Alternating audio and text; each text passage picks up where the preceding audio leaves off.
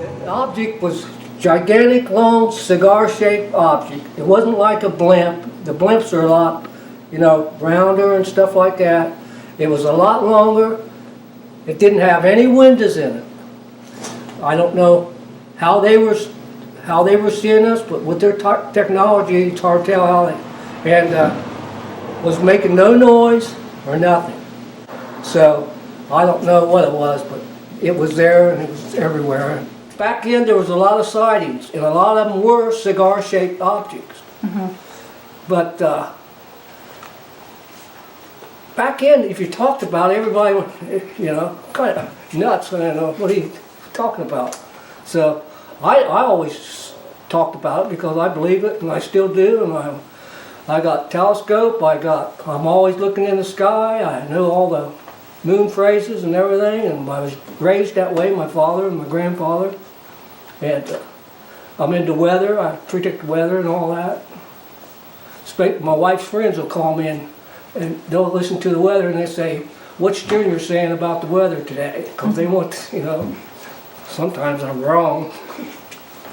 And it's just, it's amazing that, like I said, I ride over every once in a while, park and just look up. And I smoke, so I was outside smoking and looking up and just thinking, boy, the years sure went by fast. But I can remember it just like it was yesterday, 60 years ago. 60 years ago. No wonder I got it in the elbow. One of my favorite cases occurred on October 22nd, 1954 in Marysville, Ohio, to the Jerome Elementary School. It was a beautiful day. The kids had been good, so they got an extra recess. Around 3:15 p.m., a bright disc-like object showed up in the sky. It was very low. It had very bright lights. Finally, some of the students decided to go get the teacher, and they got the principal, Mr. Warwick. He runs out and sees this thing. He said it was almost too bright to look at. He's never seen anything like it before or since, and he called for another teacher, Miss Dittmar, to come out and look at it as well. She comes running out, at which point it disappears. She didn't get to see it. But following this, the entire sky filled with this weird cotton candy-like substance. We now know it as angel hair. We're not sure what it is, but it's a very fibrous, light, white-colored substance that looks very much like cotton or cotton candy. And it fell over the school for the next hour or so. Miss Dittmar said it was absolutely beautiful. It covered the entire playground and about a 3-mile circle radius. Some of the students collected this stuff up, brought it to the teachers, who took it into their hands and coiled it up, and it formed small gelatinous balls which eventually just dehydrated or dissipated and disappeared.